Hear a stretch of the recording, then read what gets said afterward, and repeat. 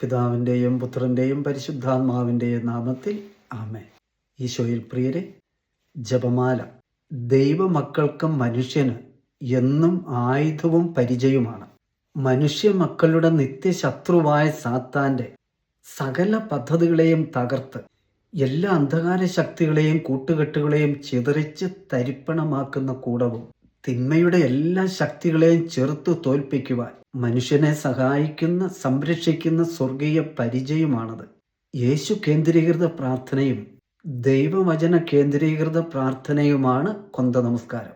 യേശു തൻ്റെ മരണക്കിടക്കയായ കുരിശിൽ കിടക്കുമ്പോൾ വിശുദ്ധ യോഹന്നാന്റെ സുവിശേഷം 19-ാം അധ്യായത്തിൽ നാം കാണുന്നു, കുരിശിൻ ചുവട്ടിൽ തൻ്റെ അമ്മയും താൻ സ്നേഹിച്ച ശിഷ്യനും നിൽക്കുന്നത് കണ്ട്, ഇതാ നിന്റെ മകൻ എന്ന അമ്മയോടും ഇതാ നിന്റെ അമ്മ എന്ന് യോഹന്നാനോടും അരുൾ ചെയ്ത വചനങ്ങളുടെ പൂർത്തീകരണമാണ് ജപമാല പ്രാർത്ഥിക്കുന്നതിലൂടെ നാം അനുഭവിക്കുക.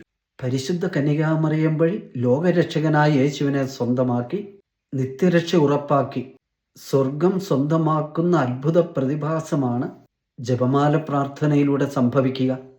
പ്രിയരെ, ഒക്ടോബർ മാസം ജപമാല മാസമാണ്.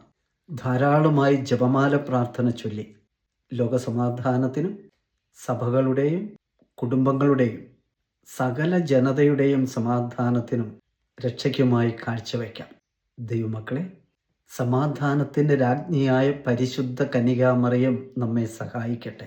യേശുക്രിസ്തു അവിടുത്തെ സമാധാനം നൽകി നമ്മെ രക്ഷിക്കട്ടെ. ഈശോ മിശിഹായ്ക്ക് സ്തുതിയായിരിക്കട്ടെ.